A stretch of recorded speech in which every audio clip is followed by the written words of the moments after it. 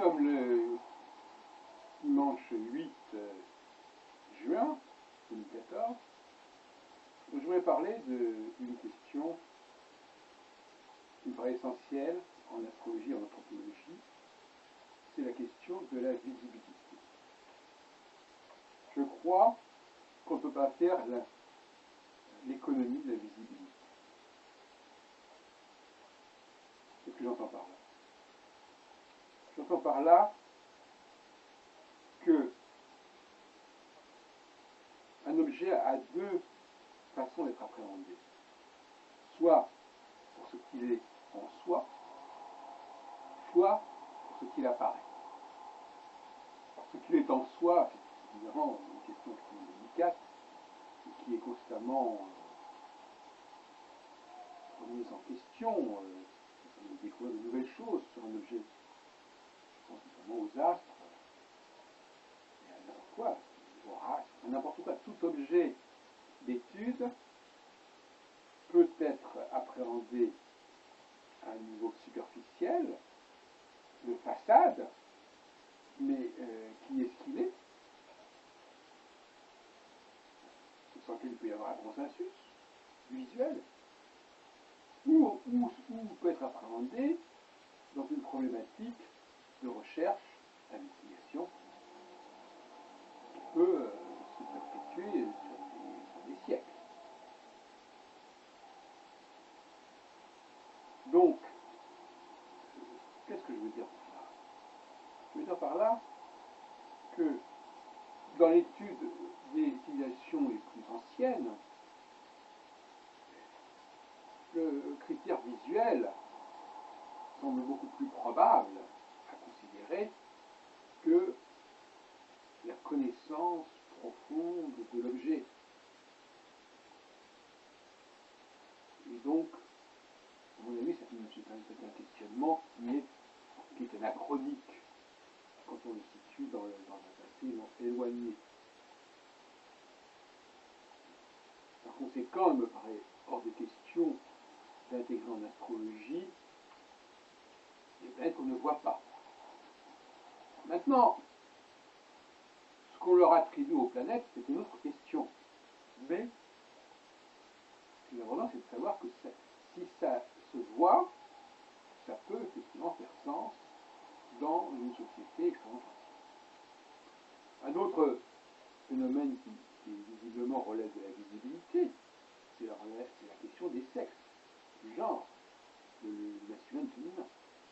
Là encore, on peut penser que c'est une différence qui est totalement superficielle et artificielle, peu importe, mais elle existe, elle est visible, elle est repérable. Et pour l'anthropologie, la frontalisation qui est à la base même de toute forme d'anthropologie, la frontalisation du monde, il faut que la condition nécessaire et suffisante, c'est que l'objet soit visible. Et bien entendu, il faut aussi que cet objet ait été appréhendé en tant que tel, c'est-à-dire que sa visibilité fait l'objet d'une interprétation, d'un commentaire, quel qu'il soit. Mais à partir de ce moment-là, si on peut prouver qu'une planète X était visible il y a 10 000 ans, si on peut prouver que les hommes et les femmes étaient déjà distincts il y a 10 000 ans, c'est n'importe quoi. Du moment que quelque chose est visible, ça peut avoir été utilisé. Et inversement, si quelque chose n'est pas visible, et même si on peut aujourd'hui lui conférer une signification, parce qu'on l'aura étudié avec des moyens scientifiques qu'on n'avait pas il y a quelques millénaires, eh bien non. Ce n'est pas acceptable parce que une visibilité est la seule critère qui permet de se situer dans le passé, dans un passé éloigné. Alors, on peut avoir des connaissances aujourd'hui de certains objets, mais cette connaissance, elle est récente. Et donc, elle n'est pas pertinente pour situer les choses dans la diachronie, dans l'histoire. Alors, il y a un exemple sur lequel je voudrais parler, et qui, bien entendu, nous éloigne beaucoup de l'astrologie, mais moi ce qui me paraît intéressant, c'est de ne pas enclaver l'astrologie, c'est-à-dire de développer des méthodologies qui soient beaucoup plus interdisciplinaires. Eh bien, il y a la question juive qui m'intéresse. La question juive m'intéresse parce que on a du mal à croire que les juifs étaient visibles en tant que juifs autrefois. Ce n'est pas une catégorie visuelle, la question juive. Bien entendu, ils sont visibles par la suite, ils ont été visibles parce qu'ils ont été, parfois ils se sont habillés différemment, etc. Ils portaient des noms différents. Non, mais la question n'est pas là. Il ne s'agit pas de ce genre de discours. Il s'agit de dire que les juifs n'ont pu être traités de manière spécifique à condition qu'on les ait vus de façon spécifique. Et c'est là qu'il y a un défaut dans le raisonnement. Parce que les juifs font partie de ce qu'on appelle la race blanche. Et on peut d'ailleurs dire que les arabes aussi font partie de la race blanche. Et à ce titre-là, ils ne sont pas différenciés au sein de la race blanche. Du moins, pas à l'origine. On n'a pas à confondre la poule et l'œuf, la cause et l'effet. Le fait qu'ils étaient différenciés va les différencier, mais encore une fois, qu'au début, ils étaient différenciés, ce qui n'est pas évidemment le cas. Donc une planète qui sait les différencier, eh bien, à ce moment où elle est différenciée, elle peut ensuite porter un nom spécifique. Encore faut-il qu'on la repère, qu'on la distingue, pour lui donner un nom spécifique. Alors, donc là, à mon avis, je corrige quand même une certaine erreur de raisonnement. Il ne faut pas mettre la poule avant la chèvre avant les bœufs. Alors, donc, il me semble, très empiriquement, que les juifs ne se distinguent pas des non-juifs. En tout cas, des non-juifs blancs.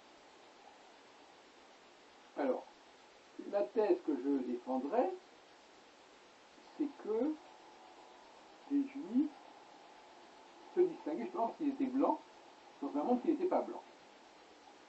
Autrement dit, ils seraient les ancêtres de la race blanche, en opposition à la race noire, à la race qui elle aussi peut-être n'existe pas scientifiquement, mais qui existe visuellement. C'est une sorte d'épistémologie du visuel.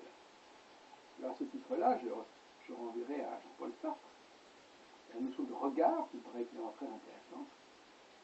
C'est-à-dire que les choses n'existent pas en elles-mêmes, mais par le regard de l'autre. Donc on est bien dans le visuel avec Sartre. L'anthropologie a besoin de ce critère du regard. S'il n'y a pas le regard portable sur un objet, sur une personne, sur un groupe, sur un sexe, sur une planète, eh bien, on ne peut pas construire quelque chose. Donc il faut que dès le départ, il y ait un ancrage sur une différence qui soit absolument tangible, palpable. Donc,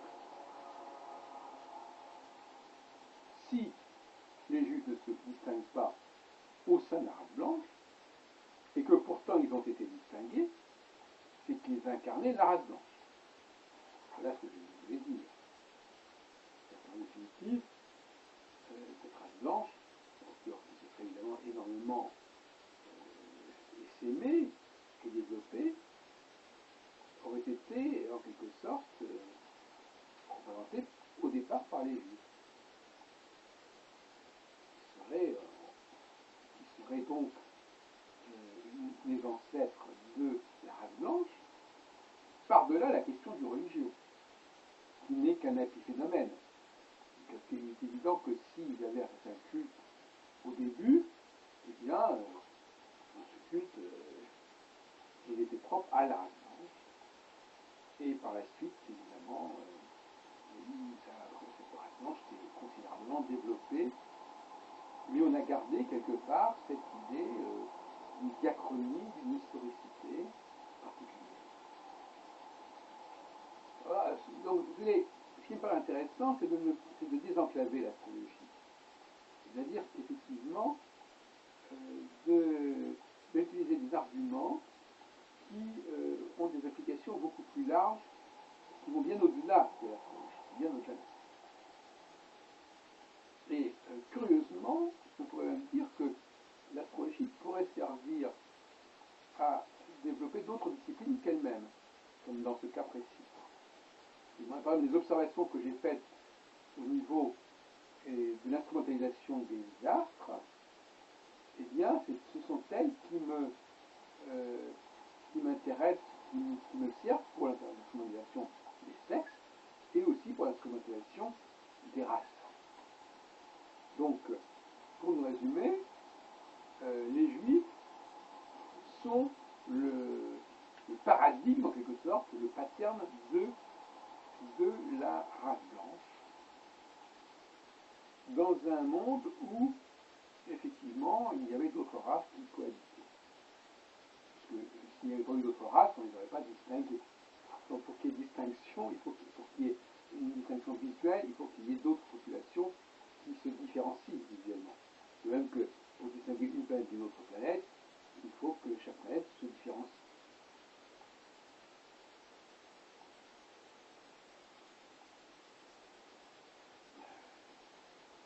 Donc, nous avons ainsi intégré dans un champ de lecture assez large, qui est le champ du visuel, l'épistémologie du visuel est ainsi constituée.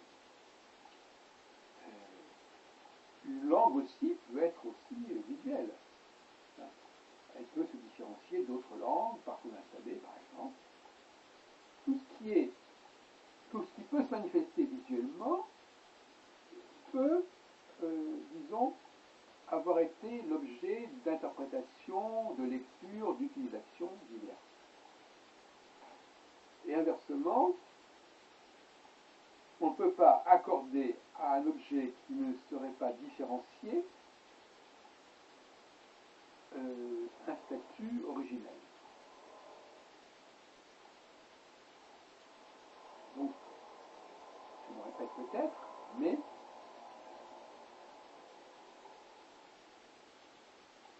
on ne peut pas dire, dans le cas des Juifs notamment, j'ai fait un ouvrage qui s'appelle Le monde de l'astrologie, donc je connais bien cette qualité, on ne peut pas dire que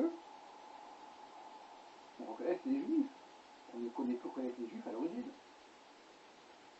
Même si on les reconnaît par la suite, par la circoncision, même si on les reconnaît par différentes formes de culte, ça, ce sont des phénomènes anachroniques, ce sont des phénomènes qui sont tardifs, qui sont postérieurs. Mais la seule chose qui différencie les Juifs, c'est qu'ils soient blancs, et elle ne les différencie en tant que blancs que dans un monde où il y a d'autres couleurs, d'autres races. Qui, évidemment, nous invite à réfléchir à nouveau sur l'origine de l'humanité et le fait que ces races, déjà continuent, et encore aujourd'hui, à être instrumentalisées. Tout le monde sait très bien, je viens de voir le film justement, qu'est-ce qu'on a fait au bon Dieu, tout le monde sait très bien distinguer encore aujourd'hui les hommes des femmes, les planètes des autres, les jaunes des noirs, les blancs des jaunes, etc. C'est des choses que nous pouvons faire constamment, nous-mêmes. Et je crois que c'est très important qu'on établisse une anthropologie sur la base de choses aussi simples que ça. Maintenant, pour revenir à ce que dit Jean-Paul Sartre, il ne parle pas de cela. J'ai agréé dans le sens de cette visibilité, mais en réalité, à l'époque de Sartre, quand il écrit les réflexions sur l'étranger, auxquelles j'ai consacré d'ailleurs les 66 ou 65, un exposé à la faculté de droit de Paris de la SAT, de direction de M. Thomas, un assistant de M. Berger, eh bien, voilà, c'est évident que pour lui, le juif avait une visibilité qui était liée à une question culturelle, à une question folklorique, à une question culturelle. Bon, donc évidemment, je ne mets pas le suivre sur ce point-là, il y a qu'il ait raison quelque part, mais si on se resitue dans une diachronie beaucoup plus lointaine, c'est la parole de la poule et de l'œuf. C'est évident que ça, ce sont des effets qui apparaissent comme des conséquences de cette différenciation, et non pas comme des causes.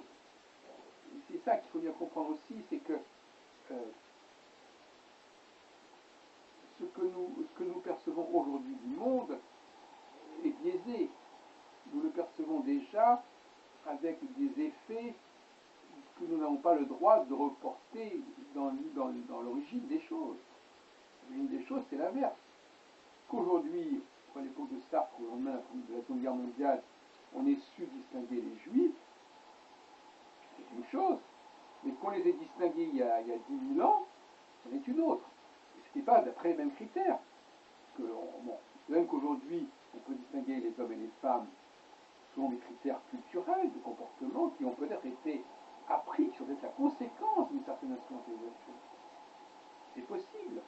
Mais il n'empêche qu'au départ, si cette instrumentalisation a pu exister, avec ce qu'il peut y avoir de particulier en tant que tel, il a bien fallu qu'on sache différencier les hommes et les femmes. On en revient toujours à la même chose. Donc il y a une visibilité basique qui est à respecter et qui est une condition absolument indispensable et nécessaire pour ensuite entrer dans une diachronie où l'on verra les conséquences de ces choix produire leurs effets à un autre niveau.